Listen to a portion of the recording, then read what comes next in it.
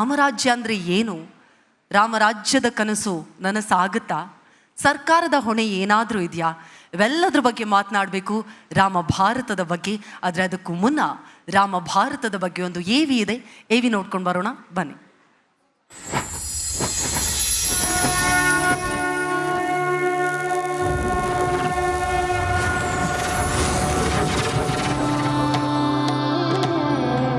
ಪ್ರಭು ಶ್ರೀರಾಮಚಂದ್ರ ಆದರ್ಶ ಪುರುಷ. ರಾಮರಾಜ್ಯ ಎಲ್ಲ ಆಯಾಮದಲ್ಲೂ ಸುಭೀಕ್ಷ ನಾಡು. ರಾಜರ ಆಳ್ವಿಕೆಯಿಂದ ಪ್ರಜಾಪ್ರಭುತ್ವ ವ್ಯವಸ್ಥೆಯ ಈ ದಿನಗಳವರೆಗೆ ರಾಮರಾಜ್ಯ ಸ್ಥಾಪನೆಯ ತುಡಿತ ನಿತ್ಯ ನಿರಂತರ. ಪ್ರಸ್ತುತ ದಿನಮಾನದಲ್ಲಿ ರಾಮರಾಜ್ಯ ಅಂದ್ರೆ ಏನು?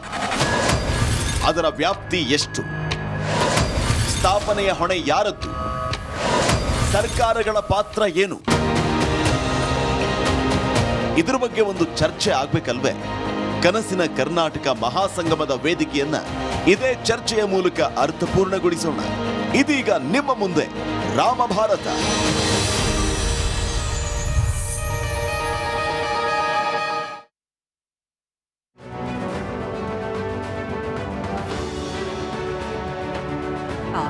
ಆದರ್ಶ ಪುರುಷ ಅಂತ ಹೇಳ್ತೀವಿ. ರಾಮರಾಜ್ಯದ ಕನಸು ಖಂಡಿತವಾಗಿಯೂ ಪ್ರತಿಯೊಬ್ಬ ಭಾರತೀಯ ಕೂಡ ಕಂಡೇ ಕಾಣ್ತಾ ಇದ್ದಾನೆ ಕೂಡ. ಹಾಗಾದರೆ ರಾಮ ಭಾರತದ ಬಗ್ಗೆ ಬಹಳಷ್ಟು ವಿಚಾರಗಳ ಅವಲೋಕನದ ಅವಶ್ಯಕತೆ ಇದೆ, ಅನಿವಾರ್ಯತೆ ಇದೆ. ರಾಮ ಭಾರತದ ಕನಸು ನನಸಾಗುತ್ತಾ? ನಮ್ಮ ಕನಸಿನ ಕರ್ನಾಟಕಕ್ಕೆ, ಕನಸಿನ ಕರ್ನಾಟಕದ ಅಭಿವೃದ್ಧಿಗೆ ರಾಮ ಭಾರತದ ಅವಶ್ಯಕತೆ, ಅನಿವಾರ್ಯತೆ ಎಷ್ಟಿದೆ? ಇದರ ಬಗ್ಗೆ ಮಾತನಾಡೋದಕ್ಕೆ ವಿಶೇಷ ಅತಿಥಿಗಳಿದ್ದಾರೆ. ನಿಮ್ಮೆಲ್ರಿಗೂ ಕೂಡ ಗೊತ್ತಿರೋ ಹಾಗೆ ರಿಪಬ್ಲಿಕ್ ಕನ್ನಡ ಖಂಡಿತವಾಗಿಯೂ ರಾಮ ಭಾರತದತ್ತ ಒಂದೊಂದೇ ಹೆಜ್ಜೆಗಳನ್ನು ಇಟ್ಕೊಂಡು ಹೋಗ್ತಾ ಇದೆ. ಈ ರಾಮ ಭಾರತದಲ್ಲಿ ನಮ್ಮ ಕನಸಿನ ಕರ್ನಾಟಕದ ಮಹಾ ಸಂಗಮದಲ್ಲಿ ರಾಮ ಭಾರತದ ಬಗ್ಗೆ ಮೊಟ್ಟ ಮೊದಲ ಚಿಂತನ ಮಂಥನ ಇದೀಗ ಪ್ರಾರಂಭ ಆಗುತ್ತೆ. ರಾಮ ಭಾರತಕ್ಕೆ ಸಂಬಂಧಪಟ್ಟ ಹಾಗೆ ನಮ್ಮಲ್ಲಿರುವಂತಹ ಹಲವಾರು ಪ್ರಶ್ನೆಗಳನ್ನು ಈ ದಿನದ ಮುಖ್ಯ ಅತಿಥಿಗಳಲ್ಲಿ ಮುಂದಿಡಲಿದ್ದಾರೆ ನಮ್ಮ ಸಿಬ್ಬಂದಿ ವರ್ಗದವರು. ರಾಮರಾಜ್ಯ ನಮ್ಮ ಕರ್ನಾಟಕ ಆಗೋದಕ್ಕೆ ಸಾಧ್ಯ ಇದೆಯಾ? ಶ್ರೀರಾಮಚಂದ್ರನ ರಾಮರಾಜ್ಯ, ರಾಮ ಭಾರತ ಕನಸಿನ ಕರ್ನಾಟಕಕ್ಕೆ ಯಾವ ರೀತಿಯಾಗಿ ಮುನ್ನುಡಿಯಾಗಬಹುದು ಅನ್ನೋದ್ರ ಬಗ್ಗೆ ಇದೀಗ ಚರ್ಚೆಯನ್ನು ಪ್ರಾರಂಭ ಮಾಡುವಂತಹ ಸಮಯ. ದಯವಿಟ್ಟು ನಿಮ್ಮ ಪ್ರೀತಿಪೂರ್ವಕ ಚಪ್ಪಾಳಿಯೊಂದಿಗೆ ಸ್ವಾಗತಿಸಿ ನಮ್ಮ ಈ ದಿನದ ಮೊಟ್ಟ ಮೊದಲ ಅತಿಥಿಗಳಾಗಿರುವಂತಹ ಗದಗ ವಿಜಯಪುರ ಇದರ ರಾಮಕೃಷ್ಣ ವಿವೇಕಾನಂದ ಆಶ್ರಮದ ಮುಖ್ಯಸ್ಥರಾಗಿರುವಂತಹ ಪೂಜ್ಯನೀಯ, ದಯವಿಟ್ಟು ಪ್ರೀತಿಯ ಚಪ್ಪಾಳಿಯೊಂದಿಗೆ ಸ್ವಾಗತಿಸಬೇಕು ಅಂತ ವಿನಂತಿಸ್ತಾ ಇದ್ದೀನಿ. ಗೌರವಾನ್ವಿತ ಪೂಜ್ಯನೀಯ ನಿರ್ಭಯಾನಂದ ಸರಸ್ವತಿ ಸ್ವಾಮೀಜಿಗಳು ದಯಮಾಡಿ ವೇದಿಕೆಗೆ ಬರಬೇಕು ಅಂತ ಪ್ರೀತಿಯಿಂದ ವಿನಂತಿಸ್ತಾ ಇದ್ದೀನಿ. ರಾಮ ಭಾರತದ ಬಗ್ಗೆ ಇದೀಗ ಮುನ್ನುಡಿಯನ್ನು ನೀಡಲಿದ್ದಾರೆ ಮಾನ್ಯ ಶ್ರೀಗಳು. ಅದೇ ರೀತಿಯಾಗಿ ಈ ಚರ್ಚೆಯನ್ನು ನೆರವೇರಿಸಿಕೊಡ್ಬೇಕು ಅಂತ ವಿನಂತಿಸ್ತಾ ಇದ್ದೀನಿ ಸಂಸ್ಕೃತಿ ಚಿಂತಕರು ಆಗಿರುವಂತಹ ಶ್ರೀಮತಿ BV ಆರತಿ ಅವರು. ಅದೇ ರೀತಿಯಾಗಿ ರಿಪಬ್ಲಿಕ್ ಕನ್ನಡದ ಪರವಾಗಿ ನಮ್ಮೊಂದಿಗಿದ್ದಾರೆ ಸ್ಮಿತಾ ರಂಗನಾಥ್ ಇವರು.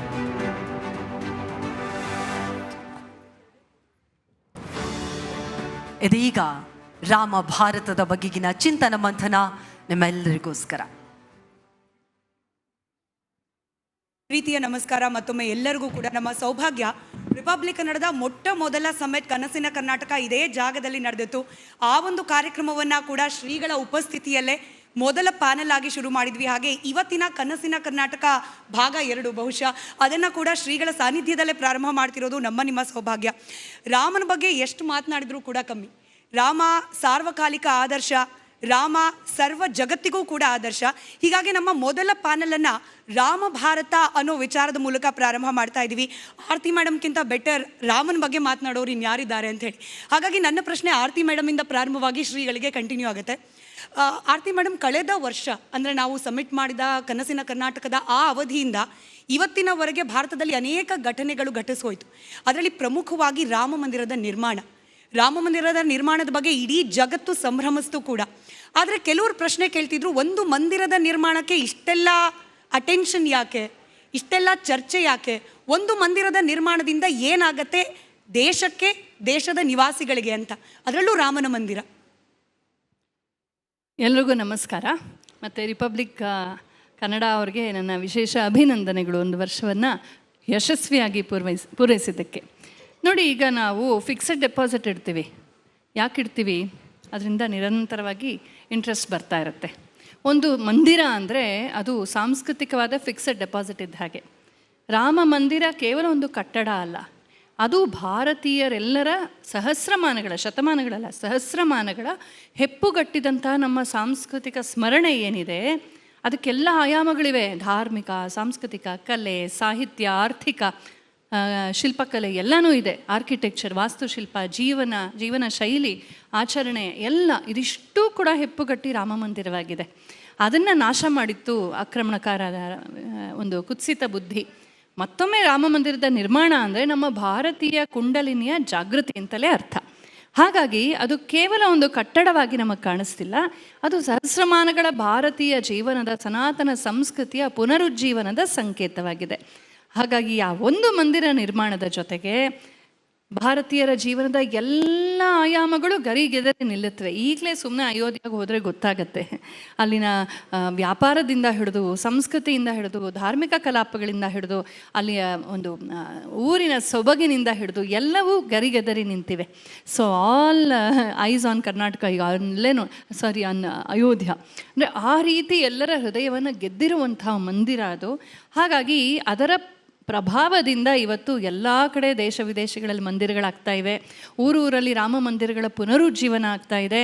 ಎಲ್ಲರೂ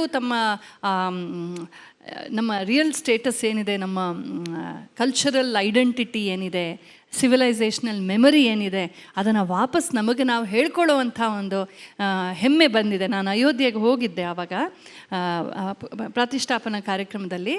ಅದು ಫಸ್ಟ್ ಟೈಮ್ ನಾನು ನೋಡಿದ್ದು. ಎಷ್ಟೋ ಸಲ ಏರ್ಪೋರ್ಟ್ಗೆ ಹೋಗಿದ್ದೀನಿ, ಯಾವತ್ತೂ ಏರ್ಪೋರ್ಟ್ ನನಗೆ ತುಂಬ ಭಾರತೀಯವಾಗಿ ಕಾಣೋದೇ ಇಲ್ಲ. ನಾನು ಕಷ್ಟಪಟ್ಟು ಕನ್ನಡ ಪುಸ್ತಕ ತೊಗೊಂಡು ಹೋಗ್ತೀನಲ್ಲ ಅಷ್ಟೇ, ಎಲ್ಲ ಒಂಥರ ವೆಸ್ಟರ್ನೈಸ್ಡ್ ಇದು. ಆದರೆ ಸ್ವಾಮೀಜಿಯವರು ಗಮನಿಸಿರ್ತಾರೆ, ಆ ಲಕ್ನೋ ಮತ್ತು ಅಯೋಧ್ಯ ಏರ್ಪೋರ್ಟ್ಗಳು ಎಷ್ಟು ಭಾರತೀಯವಾಗಿದ್ವು ಅಂತಂದರೆ, ಎಲ್ಲಿ ನೋಡಿದ್ರು ರಾಮನ ಕಟೌಟ್ಗಳು, ಎಲ್ಲಿ ನೋಡಿದ್ರು ಜೈ ಶ್ರೀರಾಮ, ಅವರು ಹಾಕಿದಂಥ ಮಾಲೆ ತಿಲಕವನ್ನು ತೆಗಿಯೋಕ್ಕೆ ಮನಸ್ಸಿರಲಿಲ್ಲ. ಅಂದರೆ ಆ ರೀತಿಯ ಪ್ರೈಡ್ ಏನಿದೆ ಅದನ್ನು ಟ್ರಾಂಪಲ್ ಅಪಾನ್ ಮಾಡಿದೆ ಮೆಕಾಲೆ ಎಜುಕೇಷನ್ನು. ನಮ್ಮ ಬಿಂದಿ ಟು ವೇದಾಂತ ಯಾವುದ್ರ ಬಗ್ಗೆ ನಮ್ಗೆ ಹೆಮ್ಮೆ ಇಲ್ಲದೆ ಇರೋ ಹಾಗೆ, ನಾವೇನಿದ್ರು ಇನ್ನೊಬ್ಬರನ್ನ ಕಾಪಿ ಚೆಟ್ ಮಾಡಬೇಕು ಅನ್ನೋ ಥರ ಒಂದು ಡಿಕ್ಟೇಟ್ ಏನಿದೆ, ಕಲನೈಸೇಷನ್, ಅದರಿಂದ ಆಚೆ ಬರೋದಕ್ಕೆ ರಾಮ ಮಂದಿರ ಕಾರಣವಾಗಿದೆ.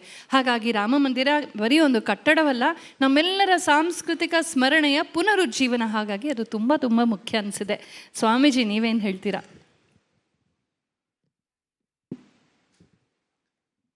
ಭಗವಾನ್ ಶ್ರೀರಾಮಕೃಷ್ಣರಲ್ಲಿ, ಮಹಾಮಾತೆ ಶಾರದಾ ದೇವಿಯವರಲ್ಲಿ, ಪೂಜ್ಯಪಾದ ಶ್ರೀಮತ್ ಸ್ವಾಮಿ ವಿವೇಕಾನಂದರಲ್ಲಿ ಮೊಟ್ಟ ಮೇಲಿರ್ತಕ್ಕಂಥ ಗೌರವಾನ್ವಿತ ಸೋದರಿಯರೇ, ರಿಪಬ್ಲಿಕ್ ಟಿವಿಯ ಎಲ್ಲ ಬಂಧುಗಳೇ,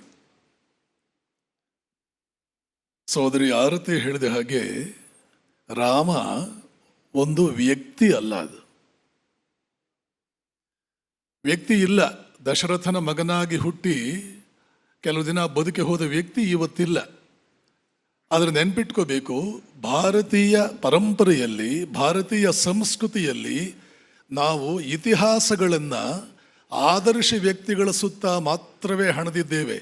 ಯಾರು ಹುಟ್ಟಿದ್ರು, ಯಾರು ಸಿಂಹಾಸನದ ಮೇಲೆ ಕೂತ್ಕೊಂಡ್ರು, ಯಾರು ಯುದ್ಧ ಗೆದ್ದರು, ಯಾರು ಇನ್ನೇನೋ ದೊಡ್ಡದೇನೋ ಕಟ್ಟಡ ಕಟ್ಟಿದರು, ಅವರನ್ನೆಲ್ಲ ನಾವು ಐತಿಹಾಸಿಕ ಪುರುಷರು ಅಂತ ಅಂದ್ಕೊಂಡಿಲ್ಲ. ಅವರನ್ನು ಇತಿಹಾಸಕ್ಕೆ ಸೇರಿಸೋದು ಕೂಡ ನಮಗೆ ಅಷ್ಟೇನು ಅನಿವಾರ್ಯತೆ ಏನಿಲ್ಲ. ಯಾರ ದಿಕ್ಕಿನಲ್ಲಿ, ಯಾರ ಹೆಜ್ಜೆಗಳಲ್ಲಿ ನಾವು ಹೆಜ್ಜೆಗಳನ್ನಿಟ್ಟಾಗ ಶಾಶ್ವತವಾಗಿ ನಾವು ಸುಖವಾಗಿರ್ತೇವೆ. ಯಾವ ಕಾರಣಕ್ಕೋಸ್ಕರ, ಯಾವ ಉದ್ದೇಶಕ್ಕೋಸ್ಕರ ಒಂದು ನಾಗರಿಕತೆ ಹುಟ್ಟಿದೆಯೋ, ಯಾವುದಕ್ಕೋಸ್ಕರ? ಮನುಷ್ಯನನ್ನು ಸುಖವಾಗಿಡುವುದಕ್ಕೋಸ್ಕರ, ಮನುಷ್ಯನನ್ನು ಆರಾಮವಾಗಿಡುವುದಕ್ಕೋಸ್ಕರ, ಮನುಷ್ಯನನ್ನು ಆದರ್ಶಗಳ ಕಡೆಗೆ ಅವನ ಗಮನ ಹರಿಬೇಕು. ಆ ಕಾರಣಕ್ಕೋಸ್ಕರ ನಾವು ನಾಗರಿಕತೆಗಳನ್ನು ಎಲ್ಲ ಕೂಡ ಕಟ್ಟಿರ್ತಕ್ಕ, ದೇಶಗಳನ್ನು ಕಟ್ಟಿರೋದು. ಇಲ್ಲಿ ಯಾವಾಗಲೂ ಕೂಡ ತೊಂದರೆ ಬರುವಂತಹದ್ದು ಎಲ್ಲಿ ಅಂತಂದರೆ, ನಾನು ಮುಖ್ಯವೋ ನನ್ನ ಸುತ್ತ ಇರತಕ್ಕಂಥ ಸಮಾಜ ಮುಖ್ಯವೋ? ಇದೇ ನಾಗರಿಕತೆಯ ಘರ್ಷಣೆ. ಎಲ್ಲೆಲ್ಲೇ ತೊಂದರೆ ಆಗಿರಲಿ, ಸ್ವಾರ್ಥ ಇಂಪಾರ್ಟೆಂಟು ಪರಾರ್ಥ ಇಂಪಾರ್ಟೆಂಟು. ಈ ಘರ್ಷಣೆಯಲ್ಲಿ ಸ್ವಾರ್ಥ ನಾನು ಚೆನ್ನಾಗಿದ್ರೆ ಸಾಕು, ಬೇರೆ ಎಲ್ಲ ಇಡು, ಆದರ್ಶಗಳು ಬಿಡ್ರಿ, ದೇಶ ಬಿಡ್ರಿ, ರಾಜ್ಯ ಬಿಡ್ರಿ, ಜನಸಾಮಾನ್ಯರ ಹಿತಕ್ಕಾಗಿ ನಾನಿಲ್ಲಿ ಕುಳಿತಿದ್ದೇನೆ, ನಾನೊಬ್ಬ ಅಧಿಕಾರಿ, ಬಿಡ್ರಿ ಅದೆಲ್ಲ. ಯಾವಾಗ ನಾನು ಮುಖ್ಯ, ನನ್ನ ಸುತ್ತ ಇರ್ತಕ್ಕಂಥ ಜನ ಮುಖ್ಯ ಅಲ್ಲ. ಅರ್ಥಾತ್ ಇದನ್ನು ಇನ್ನೊಂದು ರೀತಿಯಲ್ಲಿ ಹೇಳಬೇಕು ಅಂದರೆ, ಹಕ್ಕು ಮುಖ್ಯ, ಕರ್ತವ್ಯ ಮುಖ್ಯ ಅಲ್ಲ ಅಂತ ಭಾವಿಸಿದನ ಅದು ನರಕ ನಿರ್ಮಾಣಕ್ಕೆ ನಾಂದಿ. ಕರ್ತವ್ಯಕ್ಕಾಗಿ ನಾನು ಬದುಕಬೇಕು, ಪರಾರ್ಥ